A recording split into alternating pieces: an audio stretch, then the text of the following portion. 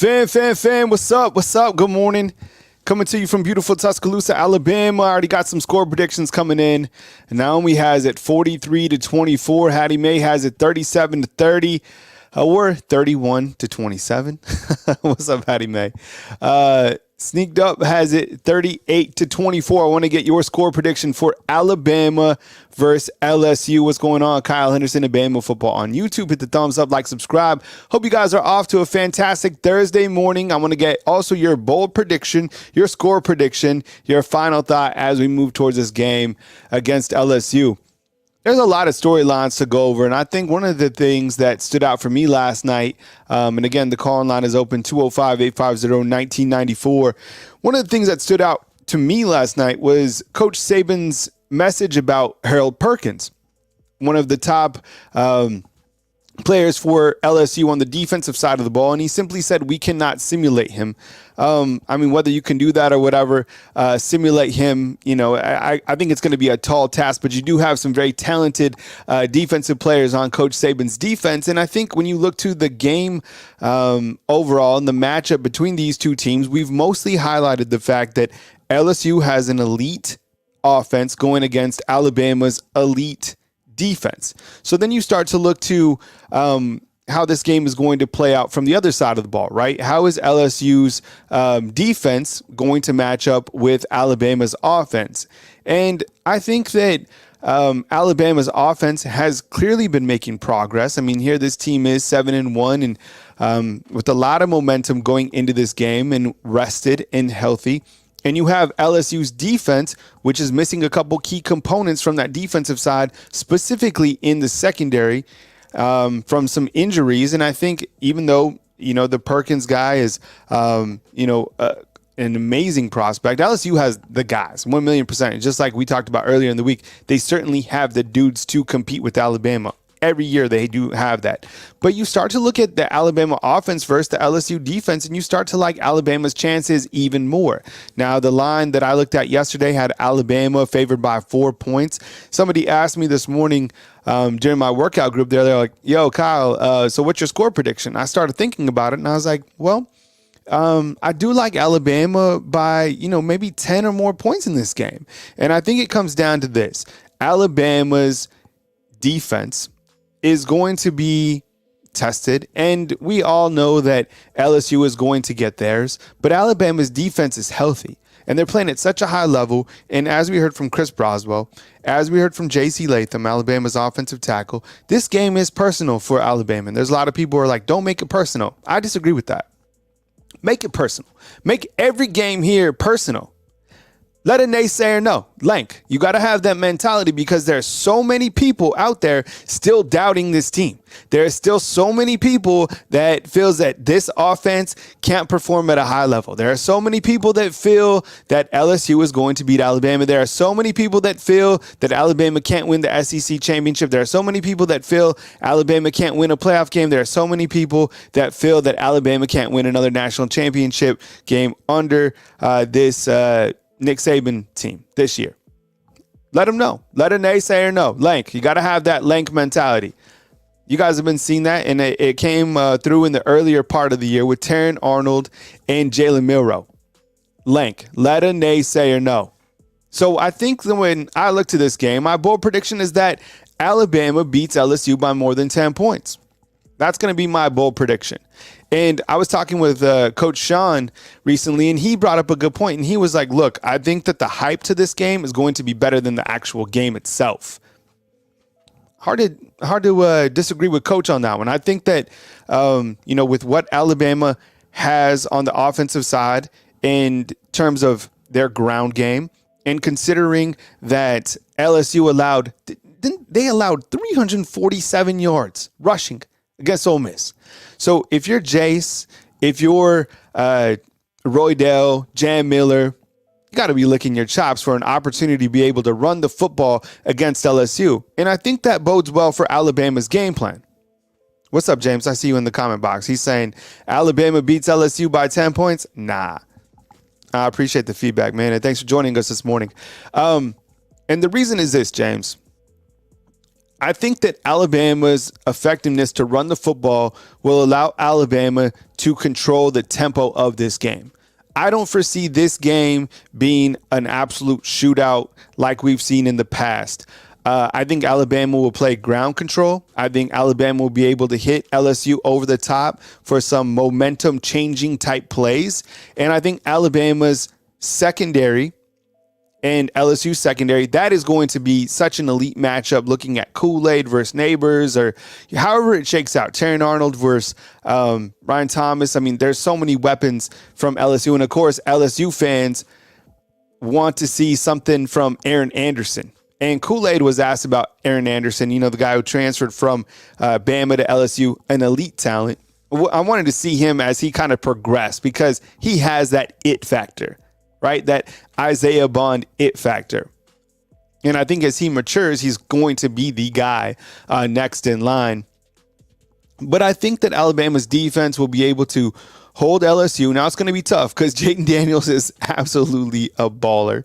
1,000,000%. He's going to get his. Yeah. But if Alabama can limit big plays, and that was something that Coach Saban talked about, and Alabama can control the time of possession. And it's a quick game now with all these commercials. It's a quick game. The thing that Alabama can't do, and James, you're right. Alabama better score first because what we have seen from this Alabama team is it takes Alabama's offense a while to get going. These couple drives where it's almost like in a boxing match, you're just sparring and trying to figure out your opponent for these first 3 drives, 4 drives or whatever until you figure something out. In a game like this, an early touchdown from Alabama's offense, like if Alabama was able to get the football, drive down the field and to score right off the bat, that crowd is going to be ferocious. And that's going to carry that type of momentum will carry them the whole way. I don't think Alabama's had many opening scoring drives to start this year. Call-in line is open. If you guys want to call in at 205-850-1994. Mike's saying it's crunch time in college football. Going to separate the pretenders and the contenders. Look, that's absolutely 1,000,000 the case. And I was talking with the coaches last night. I had them run a coaches show. I'm not sure if you guys saw it. It was on Wednesday night. And I asked them, kind of switching gears here, who would be the first undefeated team to lose when you look to the college football playoff rankings? You got some really good matchups this coming week, and I'm curious to see which teams can maintain that high level of play down this back end stretch. November is where we figure out where if you're a contender or pretender, 1,000,000%. There's some great games, and I know the college football playoff rankings are really exciting to talk about, but they absolutely mean nothing right now. Nothing. Specifically, if you follow Alabama, it means nothing because we already know their path to the playoff is to win out. You lose at LSU, it's over. The season's not over, of course, and everything that these guys have worked for, it's not over, of course, but you're not making the playoffs, and they know that. That's why it's personal. And it's also personal because LSU beat you last year. I said this earlier this week, Brian Kelly told his guys, you now know that you can play with Alabama. Tennessee thought that as well. LSU thinks that as well. Georgia thinks they have completely surpassed Alabama, whatever the case is. So you have to go out and prove that you still have it. And the good thing for Alabama, as we talked about, and even Coach Saban spoke about this yesterday, was the fact that, Hattie May, you're absolutely right. Alabama has been disrespected all season. And a lot of it is because of that week 2 play. And look, and the week 3 play, and I guess the overall inconsistency, but they've still been able to win. And Coach Saban talked about this yesterday, is having these big games that Alabama's had, but they've been at home. And that has been great for a young team trying to find itself. Because if these games were on the road, I don't know what Alabama's record would be. You had Texas at home, you had Arkansas at home, you had Tennessee at home, right? You have this game against LSU. You have that at home. You have Ole Miss at home. Your road games, right? Kentucky, Auburn. That one's going to be challenging, regardless of whatever the outcome is. Bo Jackson, let's see what he has to say in here. Bama fans think they hold the best offense in the country to 24 when Tennessee, Arkansas, and A&M all scored 20 points. Hilarious. Yeah, that might very well be the case. I think that it's going to be an interesting matchup for LSU and their offense going against Alabama's defense. Look, this team has been able to make some incredible second half adjustments. The problem is they just can't play from behind, because I think if LSU is able to come in and gain momentum and put up 2 touchdowns back to back and 2 opening drives or whatever in the first half, then I think it's going to be really difficult for Alabama to come play from behind and, do what they've done in the past, is kind of be that second half team. Of course, it's a 60-minute game, but I just don't know. And Alabama could prove me wrong. I just don't know if they're, come from behind type team in a game where you were playing against a team that has absolute ballers that can just add point after point after point. Look what LSU has done. I mean, this entire season. Let's actually pull up their football schedule, because it's pretty crazy the points that they have been racking up all season long. All right, let's get it right here. I like this FBS schedule. It's easy to read. Some of these other schedules aren't that easy to read. All right. Put this full screen as well. You guys can check it out. All right. And we're going to talk about this Florida State loss for LSU. The fact that, Florida State is praying, and we talked about this yesterday or the day before, that LSU is able to beat Alabama 1,000,000%. Because if Alabama is somehow able to run the table and they win out and Florida State wins out, I mean, this win for Alabama, they could be like, well, we beat LSU too, right?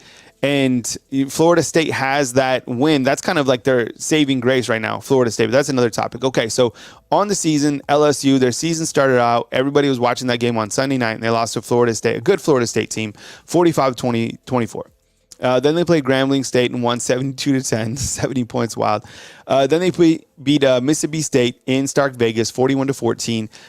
Beat Arkansas. Arkansas played everybody close, 31-34. Lost to Ole Miss in a game that was an absolute shootout. Again, I pointed out the fact that they allowed 347 yards of rushing to Lane Kiffin, and they lost that game 55-49. Beat a really good Missouri team. That's Missouri's only loss this season, and they won that game by a score of 49-39. And then took on the Auburn Tigers on October 14th and beat the Tigers by a score of 48-18.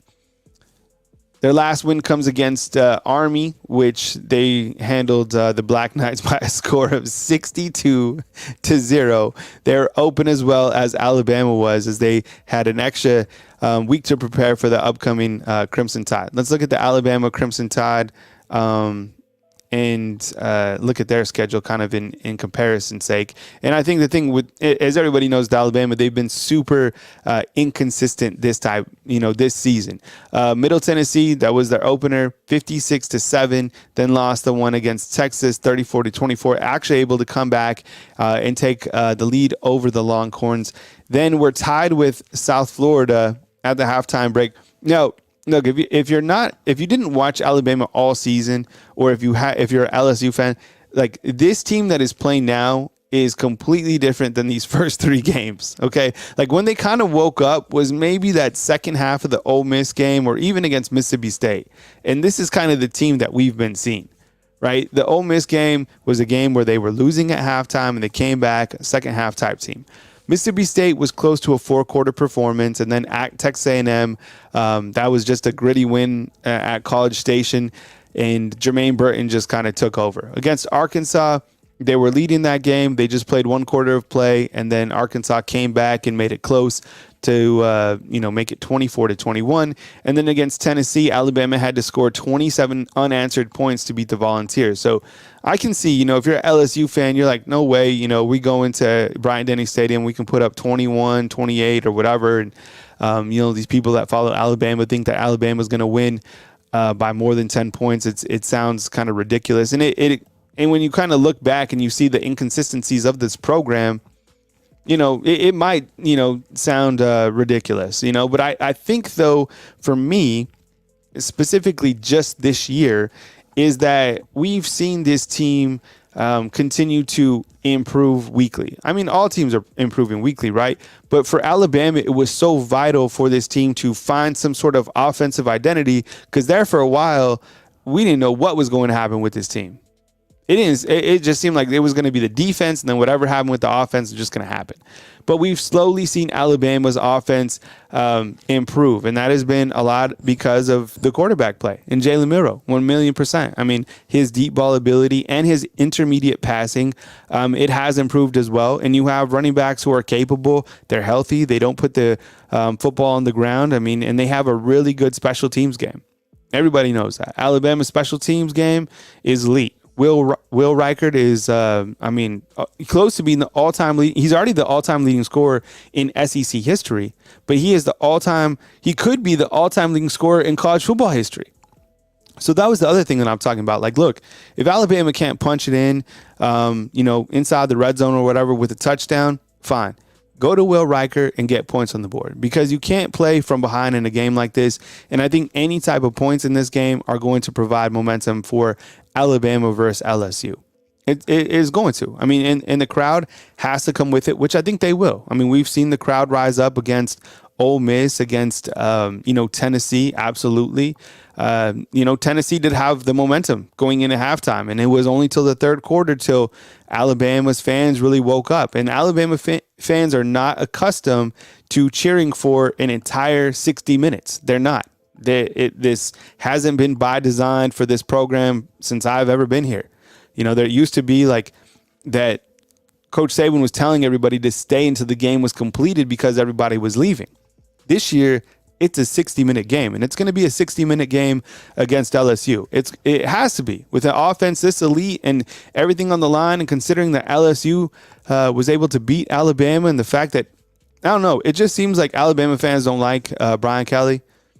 And, Coach Saban was saying on Monday that Brian Kelly has done an amazing job at LSU, which he has. I mean, you think about the fact, like, what he's done and, getting that program back on track, because they did take a step back.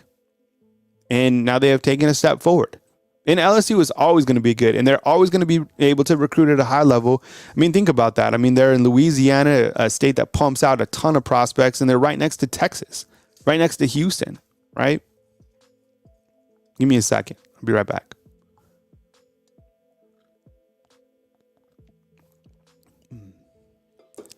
I'm drinking some, I have tea, coffee, and a Red Bull.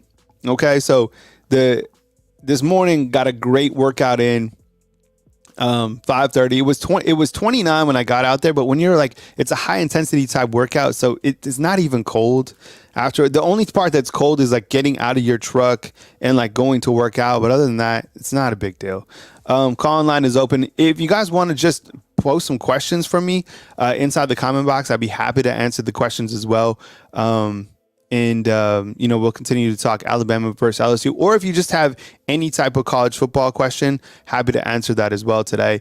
As we just talk Alabama football or just college football in general. It's all good. It doesn't matter to me. I'm here for it. And I'll be here for a little while answering your guys' questions. If you do call in, these are the questions that I'm asking you. Your bowl prediction, your score prediction, or your final thought kind of going into this back end of the week. James, do you have any questions when it comes down to Bama, LSU, or anything specifically that you want to point out? What's up, Jonathan McMillan? I see you inside the comment box. And a lot of people are going to be barking back and forth at each other. This is a rivalry game. 1,000,000%. This is the back end of Alabama's gauntlet of a schedule. We knew that was going to be the case. We talked about this all season, leading into the season, rather, that 4-game stretch for Alabama was going to be the gauntlet. And the gauntlet started off on the road at Texas A&M, a game Alabama was able to survive 26-20, then playing Arkansas. And I get it. All the things that are happening at Arkansas and Pittman letting go of Dan Enos, whatever. That was a good team. That quarterback is really talented. And then Tennessee, that was a game stacked on this gauntlet as well. And then now you have the open week to prep for LSU. Coach Saban was asked on Wednesday about kind of the back end of the schedule and how difficult he thinks it's going to be. And Coach Saban was like, look, he's like, all these games are hard. The last 5 games are hard. The next games are hard. It's the SEC. And when you look to the strength of schedule between Michigan and Georgia and Alabama right now, I think On3 put a graphic. It's like they're let me see if I find that graphic because the schedule strength is crazy. So I texted the guys yesterday. So this is the schedule of strength. I think ESPN puts it together, and I'm not sure if I can find it. Anyways, it's like Michigan and Georgia's schedule, and we get it. Their schedules are about to start now. Georgia's about to go into their gauntlet, and Michigan is too. But they have like the 100th ranked schedule so far, and where Alabama has like the 10th or inside the top 10. It's been a tough schedule for Alabama. That's why I was saying, good thing for them that they were able to have these games here at Bryant-Denny Stadium. We go to the phone lines. We got a 904, a 337, and looks like and a Demetrius calling in. So 904, let's get it right now. Hey, what's going on? You're on the line with Kyle Henderson. Who am I on the line with, and where are you calling in from?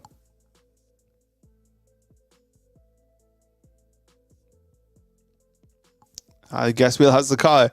Next up, we got David from Louisiana. David, what's up, man? How you doing? Good morning to you. I'm pretty good. It's cold over here in Louisiana. Man, it's cold. Yep. Yeah, it is. It is cold, man.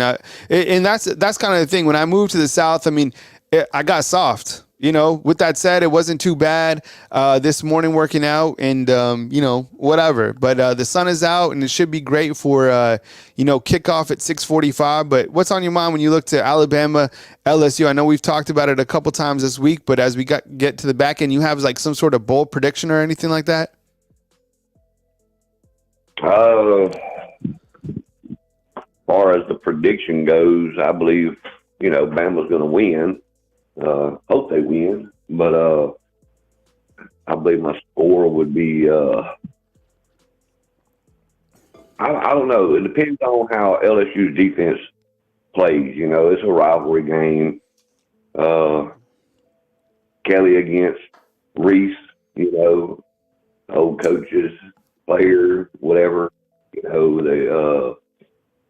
I believe that it'll be I don't know. I don't know what the score's going to be. It could be a 3-point game. It could be like a 28-26 or whatever. Bama. I really don't know what that's going to be. I do believe that Bama is going to come out and play 4 quarters this game. They know what the implications are right now. They know that they're going to have to play full 4 quarters. No ifs, ands, or buts about it. And if LSU's defense is suspect like they are right now that we see, especially when you look at their games that they've played, the yards per rush that they've given up against Pee Wee League football teams, such as like Army and stuff like that. Army had 151 yards rushing. I know they use a different offense style, more like a triple offense or whatever, but they did run the ball, 151 yards against the 14th ranked team in the nation. And they do got some good players on defense. They got elite players. Mm-hmm. Even though a lot of these guys in the secondary are, their first year ever playing. Mm-hmm. Just come out of high school that year. They wouldn't be playing LSU if they wasn't elite football players. But I believe with the studs that we have in the backfield, in the running back room, can move the ball, especially if our offensive line plays consistent and can get some holes opened up. From what I've seen last, I believe Jace is getting around 4.7 yards a carry or something like that on average. I think it could be it could turn into a bloodbath. We never know what's going to happen. If Alabama comes out, wins the toss, you know how Coach Saban is 99% of the time. He's going to kick the ball off and get it in the second half. Mm-hmm. You know, if we can go in and shut down LSU on their first little bit of plays they get and get them a 3 and out, and Alabama can get the ball and move the ball down the field and score first, you know, as long as we're ahead, I think we can stay ahead and can win out that game. So give me a bold prediction, man.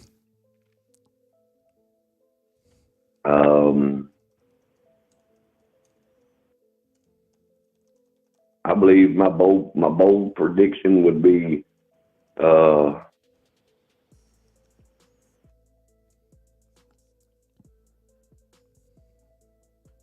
Jace would be the MVP on offense. Okay.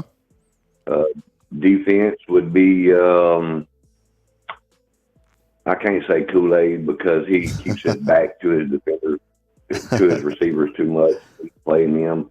I would have to say that's a tough one here on defense because there's too many guys on defense that you can't. Let me ask you this: you think that Alabama's defense will be able to get to Jaden Daniels more or less than 3 times? I'm talking sacks. Yeah. Yeah, I believe our defense can sack him at least. Between Jihad, Braswell, Carry-On coming off the corner, some of our linebackers and even our defensive line can push and get in the backfield pretty quick at times too. Mm-hmm.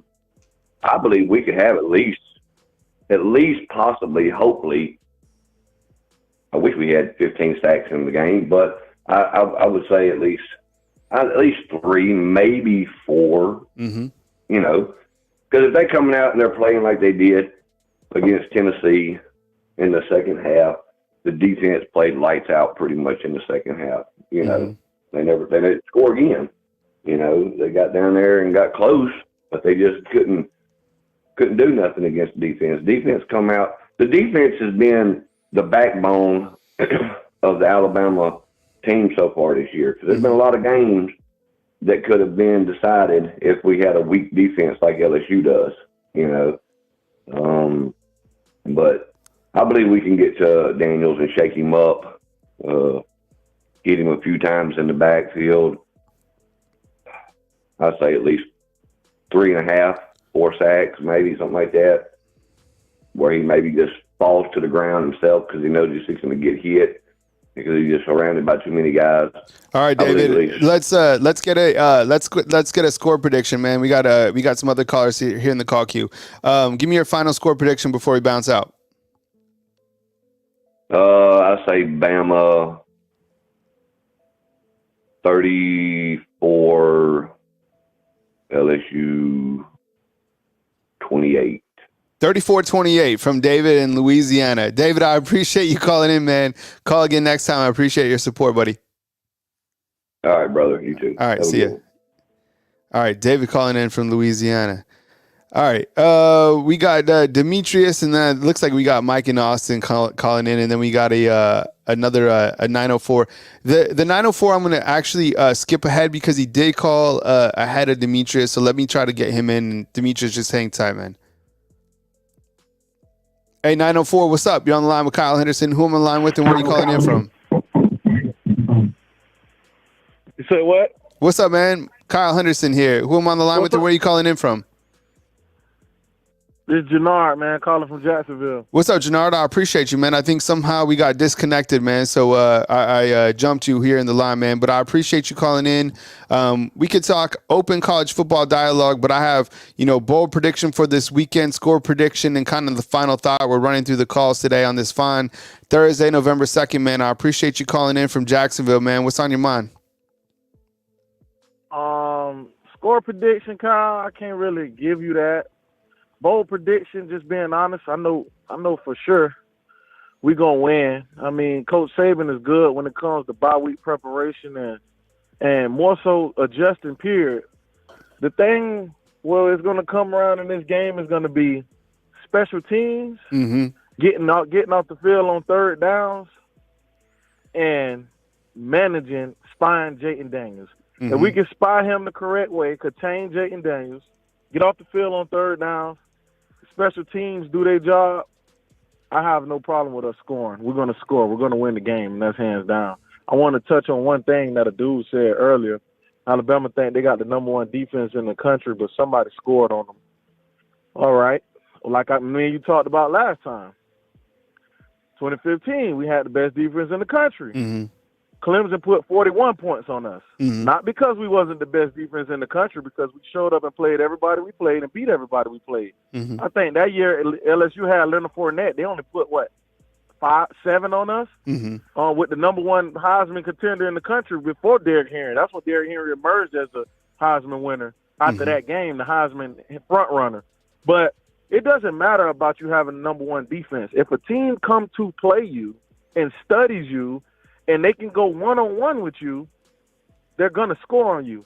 So the bold prediction of the Alabama-LSU game, Alabama takes the game. It's going to come down to the special teams getting off the field on third downs and spying Jayden Daniels. I'm more than confident that Tommy Reeves has finally found his identity. And he's just going to play with what he got. So, I mean, the fans going to take a big toll of it, and we got it. And that's just what it is, Kyle. When you look at these college football rankings and all kind of these first initial take at it, you have Ohio State up in the front. With the 2 quality wins over Notre Dame and Penn State. Michigan hasn't played anybody. Their schedule's about to start. They have style points. Georgia played a complete game against Florida. Their schedule's about to start.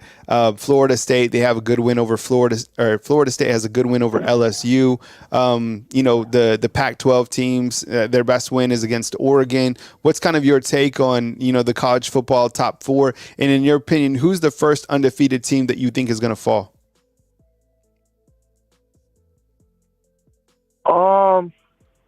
Kyle, looking at the standings, I mean, I really, like me and you were talking about last time, I don't really pay attention to the first time because it's just a feel on what the committee thinks. It doesn't really matter because it's a lot of football, like you said.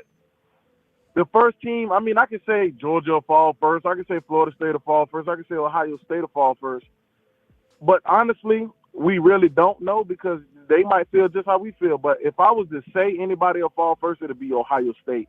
They have not really showed me a complete whole game to where they just blew their opponent out. I mean, yeah, last week they almost covered the spread against, Indiana or whatever. But that's to me who I think might fall first. So you Ohio have State. And that's just being honest. Let's look at the college football slate real quick. So you got Ohio State taking on Rutgers. You have Kansas State taking on Texas, Texas A&M at Ole Miss, Notre Dame at Clemson. Can you imagine if Dabo Swinney is able to win that game? How fired up he'd be on that game. They could lose that game again and be 4-5. That'd be crazy.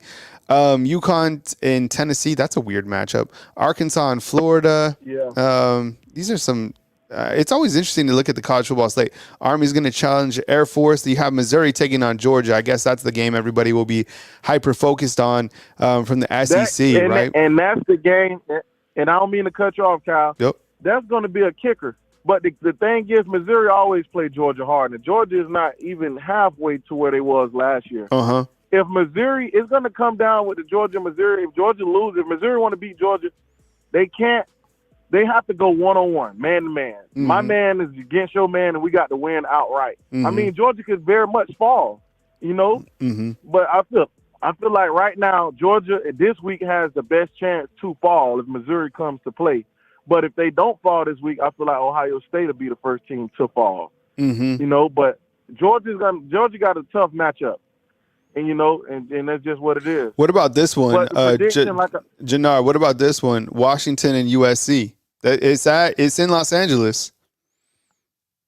I like Caleb Williams he's the Heisman Trophy winner. I feel like Riley has a lot to prove right now.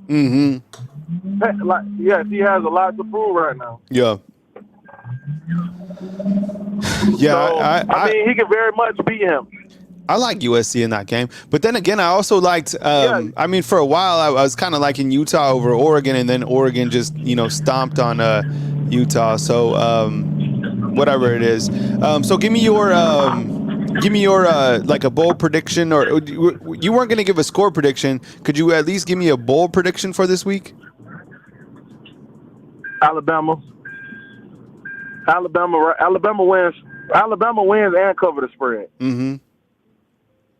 And that's just being honest. And I think after this game, we won't be having this conversation no more. I think we'll have everybody trust after this game, because I'm tired of hearing people, oh, Alabama not doing this. Like you said, Alabama is not the same team from 3 games ago, bro. I mean, 100%. Yeah, 100%. This is a team that learned from their mistakes, and it's a team that's willing to win. This team has been relentless, bro. And after this game, we'll have the world respect back. And then the playoff committee and everybody else in the world will say, okay, they did what they had to do. Yep. Yeah. And that's just simple. We're going to take care of business. Yeah, I think so too. And kind of listening to the playoff committee and kind of the direction is they're looking for quality wins.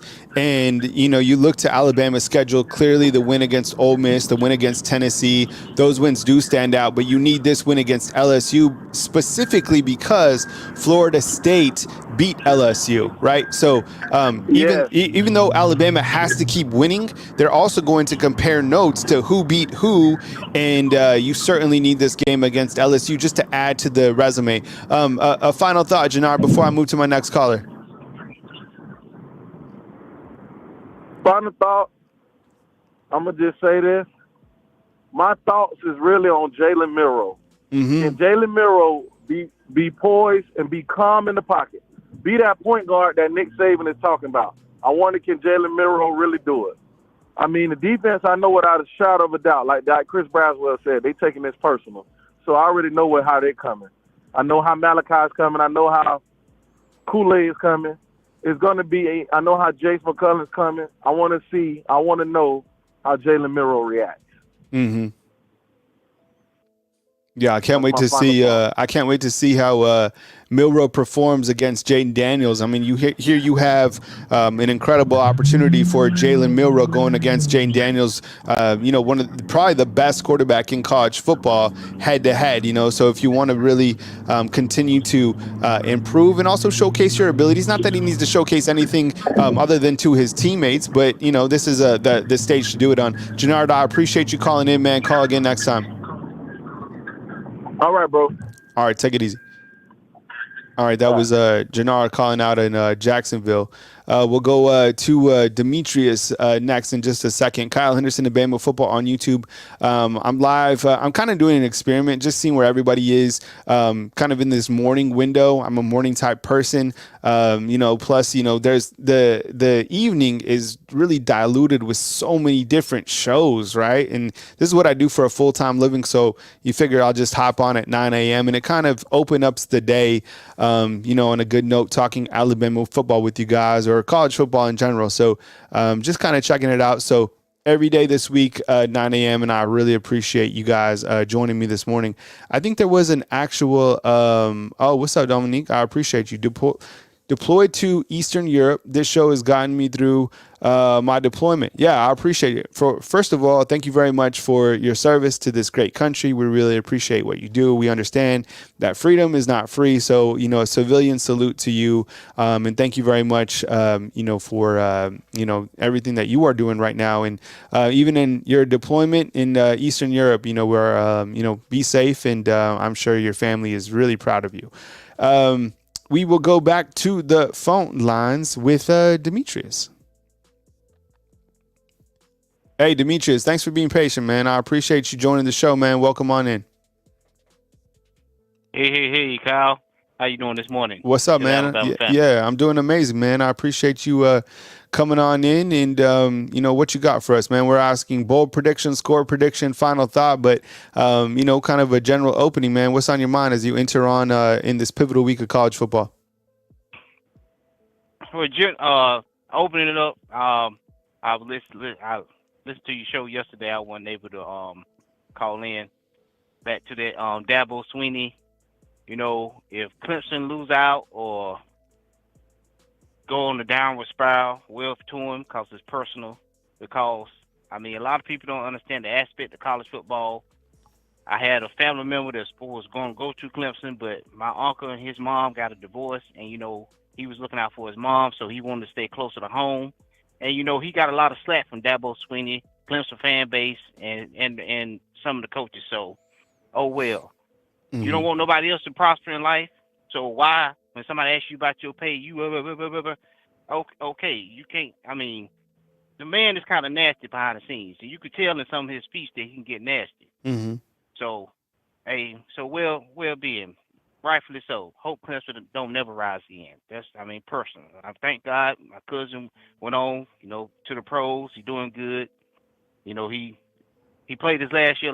You know, he worked for a NASCAR team now. So, hey, but back to the meat and potatoes of this conversation about my Alabama Crimson Tide. Yeah, I mean,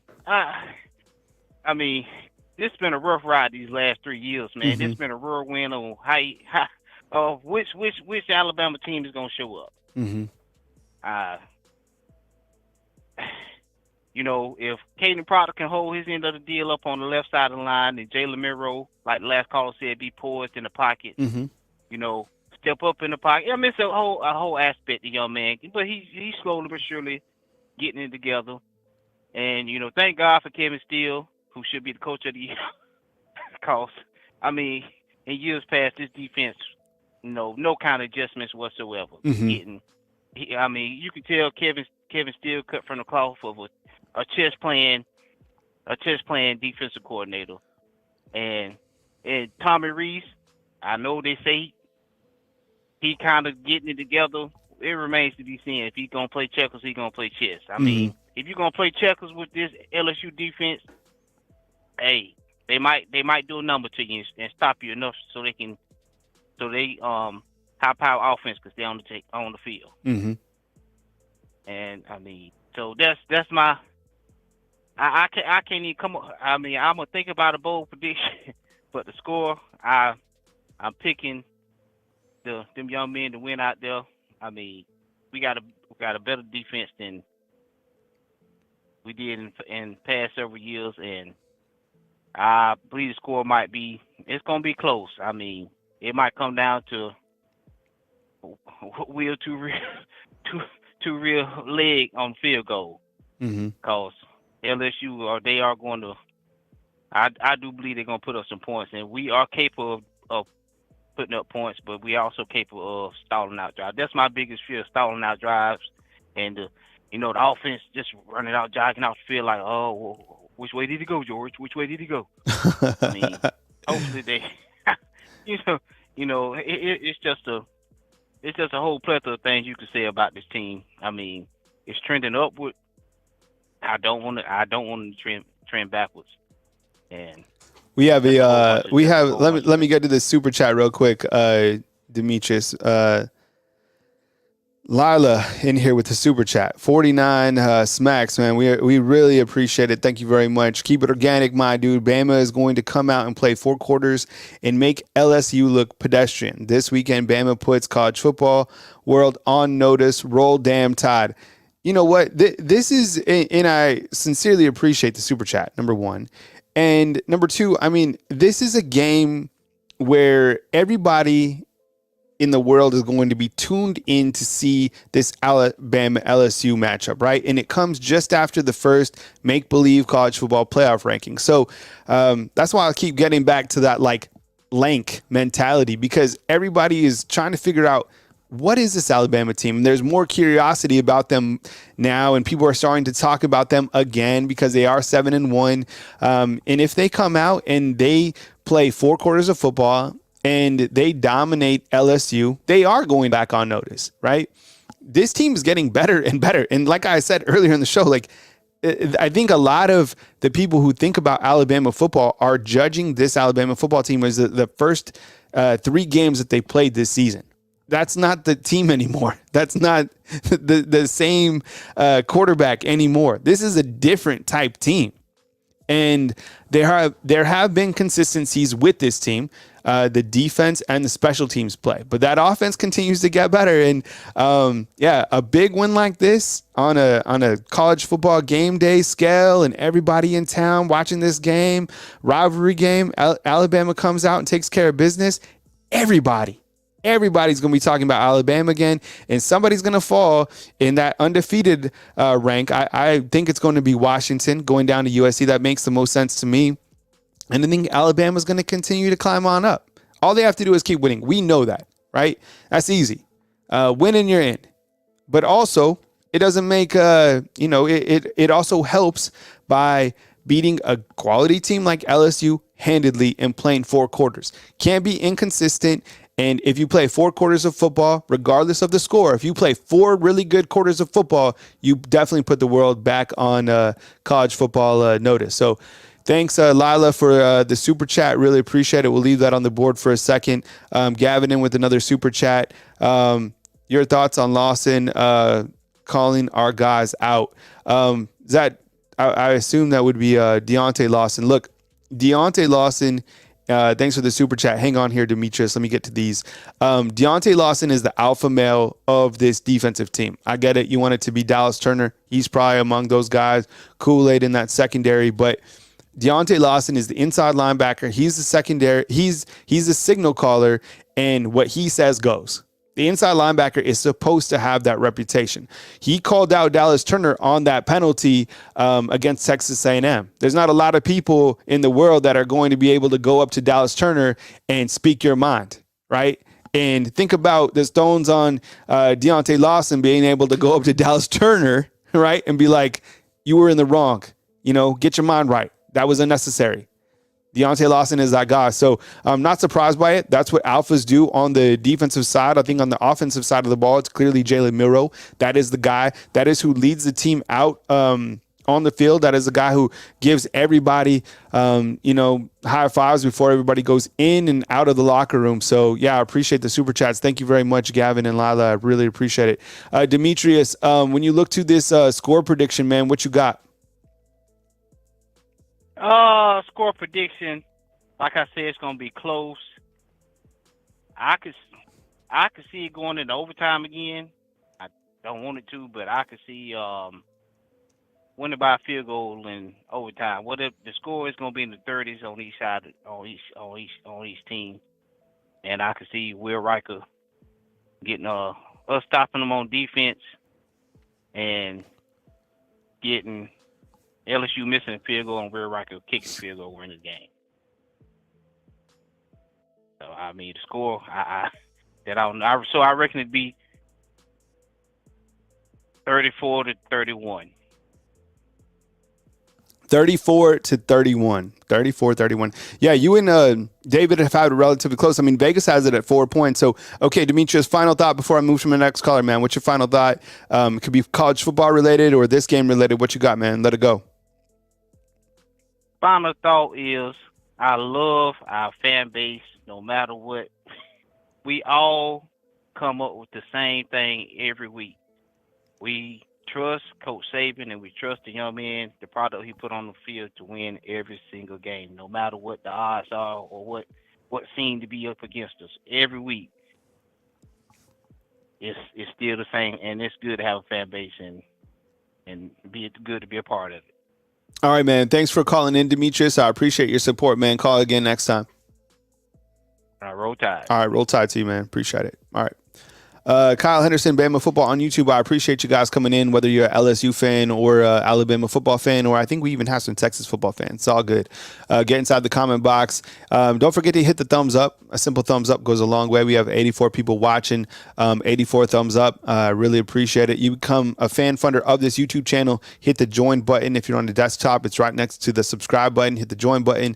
And if you're on mobile, just scrolling up, there's a hyperlink that'll take you to some fan funding options. Appreciate it.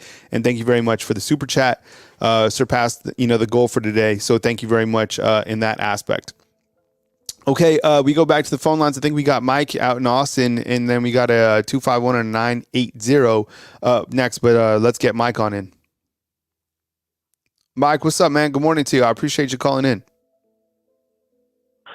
Thank you, Kyle. Thank you. Love the morning show, man. Thank you for having me on. Yeah, but I can say, the closer we get to this LSU game, the better I feel about it. The more we know about how LSU is a little susceptible on the defensive secondary, the better I feel about winning the game. And it's like the super chat said, or one of the callers said, man, it's time for Bama to have a statement game, and Bama needs to, because we had a statement loss. Now it's time to have a statement game, and they can do it against LSU, hopefully, because coming up against, Kentucky and whoever else will play after them, and then Auburn, well, we're expected to beat them teams. So a statement game, this is our chance right here, man. So like I said, the closer we get to the game, just the better I feel about our chances. Any overall college football thoughts? I mean, we've been talking all this week, Mike. We've hit on some pretty good points, and you had you gave your spill on Michigan. But when we kind of look to overall, I was asking the coaches last night, Coach Sean, Smook, and Jarek, who do you think will be the first undefeated team to fall? I'm kind of thinking it looks like Washington against USC. Missouri's taking on Georgia. That game's in Athens. Now those teams, I think the best thing for Georgia that happened with Georgia football was that they were ranked second. Because as I was saying yesterday, that is reverse rat poison for Kirby Smart, right? Now you can say, look, people don't believe in you, so that they might have a little bit more excitement going forward, considering they're not number one, but the target is still on their back. But in terms of the undefeated teams, Florida State playing on the road at Pitt. I know Pitt beat Louisville beat Notre Dame or whatever. But what do you think in terms of the undefeated teams? Who do you think will be the first to fall? Well, this is going to be my bold statement, man. The Georgia Bulldogs. You look at their schedule coming up pretty soon. They got one loss, Missouri. They're going to play one loss, Ole Miss, and then they're going to play at Tennessee. That's a tough stretch for anybody, even including Michigan with the stolen signs. So I'm predicting Georgia. I don't know, man, but that's such a tough stretch. I think Georgia's got a good chance of losing one of them games, especially if they do something like sleep on Ole Miss. But in my opinion, USC is not going to beat anybody good, man. Lincoln Riley went to USC and took that crappy Oklahoma defense with them, and it's just a matter of time before he's out of there. So, but all these undefeated teams, in front of Alabama, I'm rooting for them to lose, kind of except for Georgia. I like them to win out so we can beat them. But no matter who they are, I mean, I as much as I'd have no dog in the fight with USC, I would love to see them win and put one loss on Washington, so them and Oregon can have one loss. Which Oregon one-loss teams are ranked ahead of Alabama, a one-loss team. So I don't know why they, anyway, that's neither here nor there. But like I say, just I think Georgia's going to lose one of them 3 ball games they got coming up in that tough stretch they got. Yeah, I have it up on the board here. You have Michigan. They are 8-0 on the season. They have Purdue, at Penn State, at Maryland, Ohio State, who's also undefeated, at Rutgers, Michigan State, Minnesota, Michigan. That's a lighter schedule for those guys other than going to the big house. Florida State, at Pitt, Miami, Northern Alabama, and at Florida. Good chance that they win on out. I guess their toughest game is Miami, but that game is at Doak Campbell. Then you have Georgia taking on a ranked Missouri, a ranked Ole Miss, a ranked Tennessee. That's a tough stretch for Georgia right now.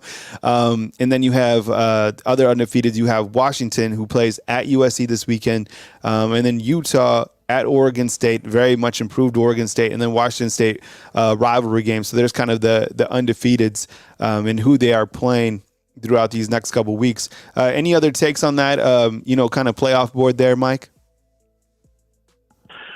Well, not really. That's why, as far as the Big Ten goes, I only give them semi-respect, man. The reason why, they just play one. Ohio State and Michigan plays one tough game each year, and that's against each other. The rest of the Big Ten, they're kind of a joke. I'll be honest with you, man. And it's So that's why. But with Michigan, right? I've been talking about Michigan a lot lately, and their James Bond dude they got on payroll. They're stealing people's signs. Every day something new comes out in that saga. But here's my question to the college football world. When's Jim Harbaugh going to stand up and make a statement on this? Either take ownership of it or deny it. When's Jim Harbaugh going to? His silence is deafening on this issue. Like something came out a couple of days ago or yesterday about this James Bond dude that's on their payroll on Central Michigan sidelines stealing Michigan State signs. Apparently, it's obviously him. Well, why doesn't Jim Harbaugh come out either deny it, say no, that's not our dude. He was here this day. He's still on Michigan payroll, by the way, and or they say, yeah, that was our dude. And so his silence is deafening, man. They are 100% guilty. This is more and more breaking, and more is going to come out of this later. So I bet it may involve other schools because they're mentioning the connection to South Carolina, but I don't know, man. I don't want to implicate them for no reason. Or some kind of betting scandal. Something's going to break bigger of this because that's why I think the FBI mightn't be involved seizing computers and stuff like that because there might be interstate betting scandal. I don't know, man. But like I say, Jim Harbaugh's silence on this issue, it's speaking volumes to me, man. He needs to stand up and take ownership of what happened, or he needs to deny what happened. One of the two. But another thing, too, this is why, Ohio State, this is a different story. Ohio State, man, against the SEC in bowl games, they're 4-12. 4-12 versus the SEC in bowl games. So all they got to do is play their one tough game against each other, and then they're both still going to probably get into the playoffs from what I perceive to be Big Ten privilege. But anyway, all of these undefeated teams ahead of Alabama, they got to lose, man. I'm not a USC fan, but I will be for them 4 hours this weekend, no doubt about it. And by the way, the Texas Longhorns got a tough game too. I think they're playing Kansas State or something like that. Yep. And then Oklahoma, they're having a tough stretch come up too. So there's going to be some losses, man. But as far as a bold prediction goes, Georgia's going to take a loss in that 3-game stretch because that's a tough 3-game stretch, dude. So they're going for anybody, they're going to take a loss. Bama needs a statement win. They need a statement win. This is the weekend to do it. The closer we get to this game, the better I feel about it, no doubt about it. And this is our chance, man. This is our chance. But, hey, thank you for taking my call, Ty. And to follow up on your last caller, Demetrius, I think he said that he's proud to be a Bama fan. He loves Bama Nation. And I'm with him, man. So do I. I'm proud to be a Bama fan. And we ain't perfect, man, but we love our coach. We love our fan base, love our stadium, and love where we're at, man. So, hey, dude, take care and roll Tide, man. All right, man. Take it easy, Mike. All right. Thanks for the call. Always fun to talk with Mike from Austin. We got a 251-980. Kyle Henderson of Bama Football on YouTube. It is 10 a.m. on Thursday. I appreciate you guys being here. Hit the thumbs up, like, subscribe. Tomorrow I'll be on here as well at 9 a.m. as we get you ready for Alabama versus LSU, and a big weekend of college football. I think all eyes will be centered on Georgia taking on Missouri. You got Washington, USC playing, and I mean, so many games now that the playoffs are kind of involved. And watch how many people talk about that AP poll now. That AP poll doesn't mean nothing, and all the polls really mean are nothing. But it kind of gives you a gauge of what I like when I'm looking at the college football playoff rankings is what the committee has to say about why they ranked this team and that team. And they had an open discussion about, and they fielded questions from the media about why they ranked this team and that team. And if you missed it, they asked two reporters from the AP asked, number one, this is the weird thing, and I already talked about this yesterday, but did you know that the Michigan athletic director is on the committee that seeds the playoffs? Like that just seems wrong. And on top of that, they asked him, how were you able to rank, Michigan with all this stuff going on? And they said, look, for right now, these are allegations. We just ranked Michigan based off their on the field play. So they were pretty straightforward when they said that. Okay. We go back to the phone lines and we got a 251 calling in. Hey, thanks for being patient. You're on the line with Kyle Henderson. Who am I on the line with and where are you calling in from? Hey, Robert from Mobile. Hey, what's up, Robert? I appreciate you being patient. Thank you very much for joining us this morning. There's a couple teams that are undefeated still in the world of college football. Which one goes down first? I'm thinking Washington will go down first because they got the toughest game this weekend. So, yeah, I mean, they're the most logical, likely team. I definitely appreciate what your last caller said about Alabama's we got a statement loss, or I guess a good loss, I suppose. Mm-hmm. But right now we don't have that statement win. Yeah. That the big stage was first big stage we failed, Mm-hmm. and was kind of embarrassing against Texas. Mm-hmm. Right now you got an even bigger stage, prime time against LSU. Mm. Now it's time for guys to show up for 4 quarters. Yes. If you're gonna show 4 quarters, now it's time. Mm-hmm. We need to make a statement win. Mm-hmm. We need to. It's the beauty contest right now, and we need to show that we still got a little beauty left. We may be that old-ish, 40-ish a year old actress, but we still look good. so that's where we are right now. They won dumpers, for the nicest pretty thing that's come along. But hey, we still got a lot left in the tank, and the way it's shaping up, there's a lot of wiggle room to keep the SEC out if Alabama wins out and beats Georgia, because right now we really need Texas to lose twice or Oklahoma to lose twice. Yes.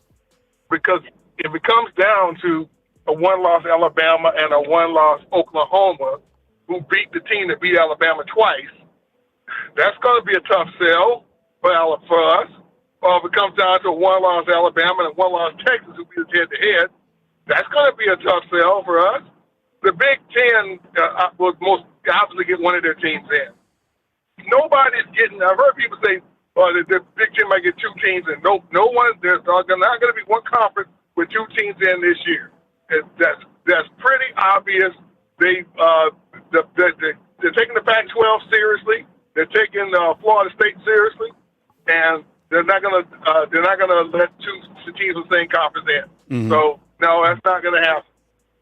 Unless Alabama or somebody loses twice. Mm-hmm. A conference champion has 2 losses. Yeah. Other than that, any conference champion with 1 loss will be in the playoff, and with one conference champion being out, and that could and the SEC still on the table for the SEC.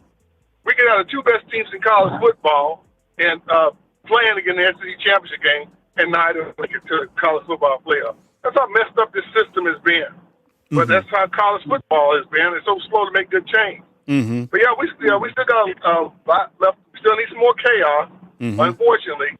And it's just really sad that because Alabama dared to play a good opponent early in the season, all it has done is cost us.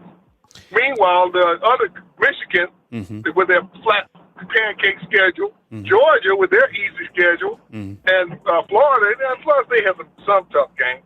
But those 2 teams, they've been rewarded for just playing a lackluster schedule. But fortunately, the expanded playoff will allow teams to be able to engage in games like this, which the fans want to see, without having to pay the price of, thanks for the great game. That's been ridiculous. Mm-hmm. So thankfully, that's over. We can see good games early in the season without it costing the loser their championship chances because they stumbled early. But thank you. Better late than never, I guess. And I think, sorry to interrupt you, Robert, but I think you're right because Alabama's schedule, let me ask you a question, and this to everybody inside the comment box. Has Alabama been punched in the mouth this year? Yes, 1,000,000%. And I think everybody's going to say yes. Have those other teams? Not yet. And what that did for Alabama is that made them a better team, whereas those teams they haven't played that big game yet. Like Texas came in and they 100% punched them in the mouth. And what that did was, yes, they lost that game, but it did penalize them and it put them way back in the rankings where these other teams, haven't played the schedule. And the schedule of strength showcases that. James Wade, I know you've been talking about LSU, and the one thing that I would like to get from you is how did you guys lose to Alabama to Ole Miss and allow that many 347 yards? And I'm not like kind of putting you on the spot. It's just like that was a difficult game for LSU because they I didn't expect like so many points to be on that board, and it just shows like. That's a quality win for Alabama, but they need to play 4 quarters because still they don't have that really marquee win. And I don't even know if LSU will be another added win, but Alabama's only chance to really get back in is to beat Georgia. And that's why when you look to Georgia's schedule, for Alabama's sake, Georgia needs to win out, in my opinion, for Alabama to beat Georgia if they're able to beat LSU, to be able to make the college football playoffs. I think a Georgia team with a loss and an Alabama team with a loss, they'll say, oh, well, Georgia wasn't that good this year, right? So especially if there's, if the ACC and the Pac-12 have 2 teams that are undefeated, and Michigan and Ohio State are there with one's undefeated and one has 1 loss. I could see that happening. Or even, or if, like you were saying, if Texas wins out and they only have 1 loss. Oh, yeah. Fortunately, the expanded playoffs fixes all these issues. And the NFL gave the college football the blueprint on how to run a postseason forever. They just refused to do it. It just was always stupid. A couple of times, the structure of the way college football is kept Alabama out when they were the best team. Mm-hmm. With the SEC as well. I keep always imagining what Alabama would have done to Auburn in the SEC championship game after the kick 6. Mm-hmm. The Auburn would still be cleaning themselves off the floor mm-hmm. after that kick 6. If Alabama had in a rematch against Alabama after that kick 6, mm-hmm. but we couldn't see it because of the structure of the SEC, mm-hmm. and it was so dumb. Your best team couldn't go because they lost 1 game at the wrong time. Mm-hmm. Ridiculous. Mm-hmm. But thankfully, all this now finally. I'm 57 years old. It's finally going to get fixed. It took all my life. Robert, you got like a score prediction or a bowl prediction, but before that, I got a super chat that I had to thank. It's from Nicholas. Nicholas, what's up, man? I appreciate the super chat and the support. If Bama plays 4 quarters, we win big, in my opinion. First of all, I think you're right on that, and thank you very much for the super chat. It's just like we haven't seen this team play 4 quarters. That's why this is the time to do it on a stage like this. Everybody's eyes are going to be watching Alabama. There's still a lot of people that doubt this team, and rightfully so, because they haven't put together 4 quarters of play. Robert, bold prediction or score prediction when you look at this game? Yeah, okay. We put it together. I say Milroe finally gets out of his own way and becomes the athlete he can be, and don't hold back. The running lane's there, man. Take it. That wide receiver, that the running backs open in the flat early. Get it to him, and he makes those corrections. If Florida State can score 45, if Ole Miss can score 50 at some point. If we don't do it, goodness gracious, if we don't score over 30 points, I mean 35, 40 points, come on. Yeah, I'm thinking Alabama 38, LSU 24. I think the defense makes a statement too. Wow. All right, man. Cool, man. Thanks, Robert. I appreciate you calling in, man. Always good to chat with you, man. All right, Robert from Mobile. We got a 980 coming up next right here on Bama Football on YouTube. I appreciate you guys joining me this morning. Hit the thumbs up, like, subscribe. I'll be here, tomorrow as well at 9 a.m. So be sure and hit the subscribe button so you're notified every time we drop a video. You can check out our YouTube shorts as well. I've been adding a bunch of content there as well. And just videos that are college football centric. This is what we do, and I appreciate all your support. With that said, we go to 980. This will be our last caller of the morning. Hey, thanks for being patient. You're on the line with Kyle Henderson. Who am I on the line with, and where are you calling in from? What's up, Kyle? It's Keith from Georgia, Roll Tide. Hey, what's up, man? I appreciate you calling in this morning. Hope you're off to a great start. Beautiful day. The season is finally changing. It's getting, colder. I felt like the heater was never going to get turned off here, which I'm not really complaining about. But, it's that time where everybody's, zeroing in on college football, and rightfully so. So welcome them in to the show. And what's kind of your opening thought? It could be college football wise or whatever before we get to kind of the bowl prediction and score prediction. What you got? Maybe just going over the game, big game. I guess to me, I feel like this would be Bama's hardest game of the season, going against LSU's offense. They've been phenomenal. You got Jaden Daniels, which I feel like even with LSU having those 2 losses, I feel like he's playing the best in the country. I feel like he should be leading the Heisman. Man, we got a lot of talk about Jalen Milroe and LSU's defense and Bama's defense, but I just feel like nothing previous in any games of this season is going to matter. This game is going to come down to who executes better. I feel like Bama needs to bring their A game, bring good energy. You're going to hear those LSU defensive players are going to hear they've been horrible all year. So I feel like they're going to amp it up. They're going to amp their play up. I feel like the crowd needs to bring it. Like I said, I've been to a couple home games over the last couple years, and I don't know, maybe that's just Bama's success. Maybe people getting too used to that. I just feel like Bama is not like a definite stadium. It's not like I went to Neyland last year to the game, and I mean that was probably the best atmosphere I've been to in probably 10 years, man. Wow. I mean, just their fans from start to finish, before the game started, all the way to the end of the game, just locked in. I feel like sometimes our crowd gets a little quiet. Maybe they get hyped for a big play or somebody scores a touchdown, but I feel like we need that energy so the players can feed off of that for a whole game. I 1,000,000% agree with that. I mean, getting to go around different parts of the country and watch college football, I think that the energy, look, what Alabama football has done in terms of adding the lights and the DJ for night games, that's it. Like that is the move. But the student body, I think, has done a better job being more amped up the entire game, considering that the games are, now down to the wire. But overall, I would say like 60 to 70% of the stadium still needs to turn up. Like it's not that energy that I've seen at other places. And I think the reason is because it's almost like they're not accustomed to cheering for 60 minutes, right? Because Alabama's usually these fans have been season ticket holders for forever, and under Coach Saban, as the last 7-8 years, it's just been total dominance.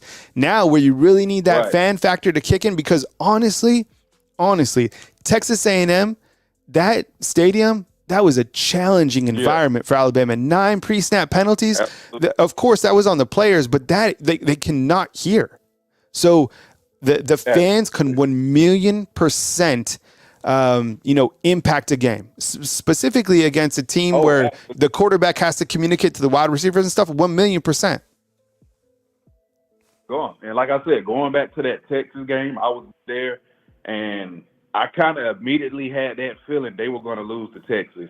When Texas, I think they end up stopping Texas the first drive.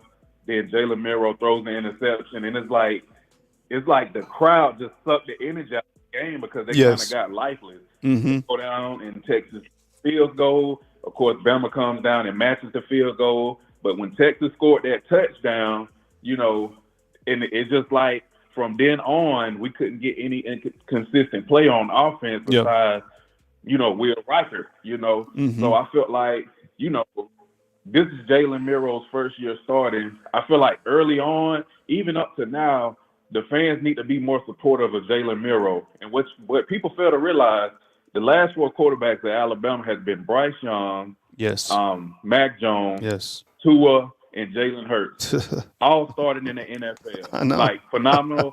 That's just a great string of at quarterback. Like you're not gonna usually get that once at most programs, and Alabama we've been spoiled as fans with the talent that has come through there, and I feel like now we're kind of sort of down the size, whereas we need more fan support. We still have the talent, but we need the fans all around supporting everybody. And like I tell people with the Texas game, Texas came in there, they handled business, but it wasn't just like Texas dominated Alabama, how people make it seem. Like, we was up 16-13 to start that game, like I tell people, and just how the fourth quarter swung.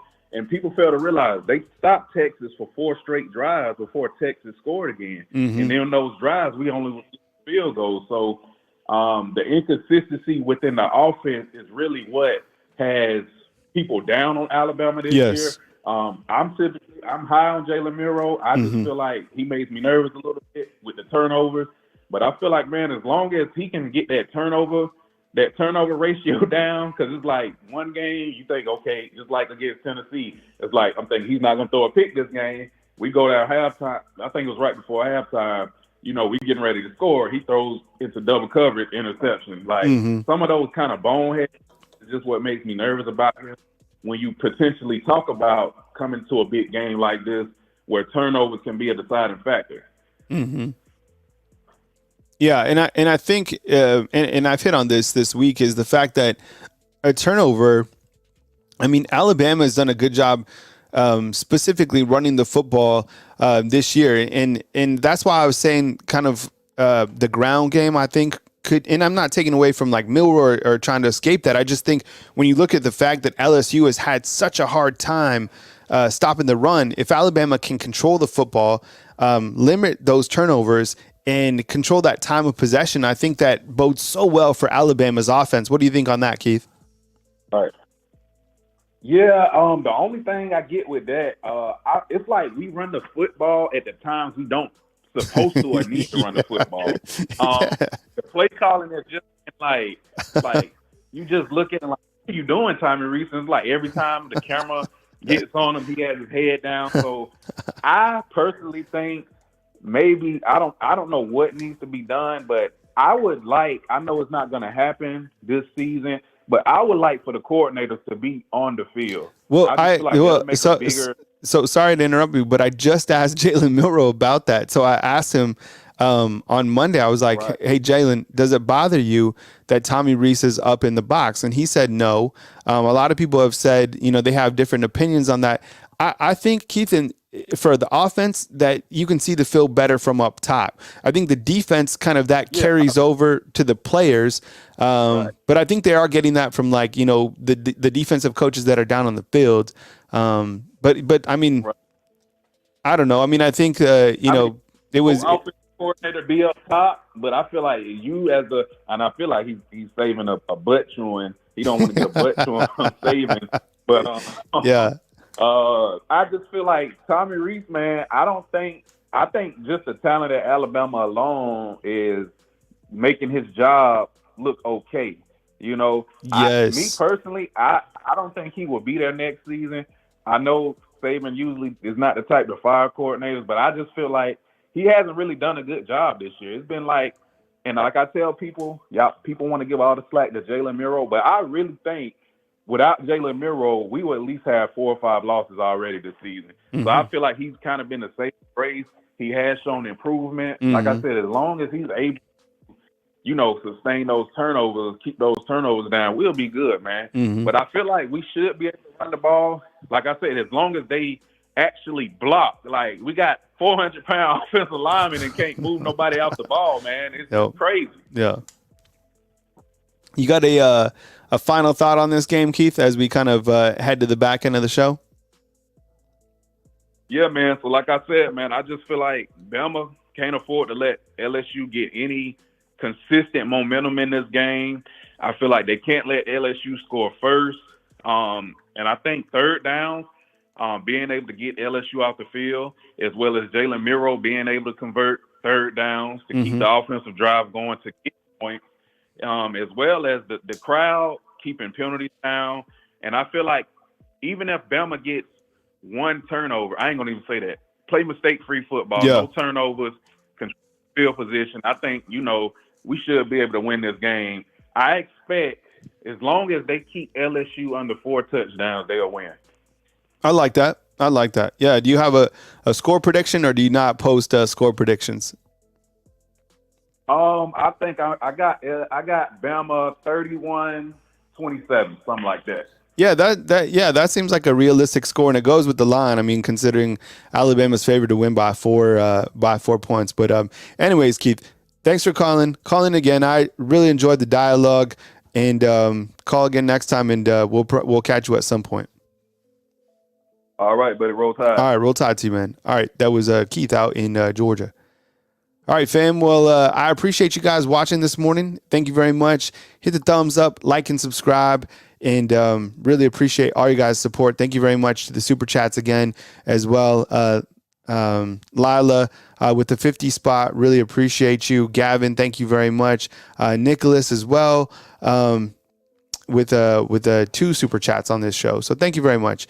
And a simple thumbs up goes a long way. My name is Kyle Henderson of Bama Football on YouTube. You can also become a fan funder of this YouTube channel. Just look for the button where it says join. Up at the top, it's next to the subscribe button if you're on your computer.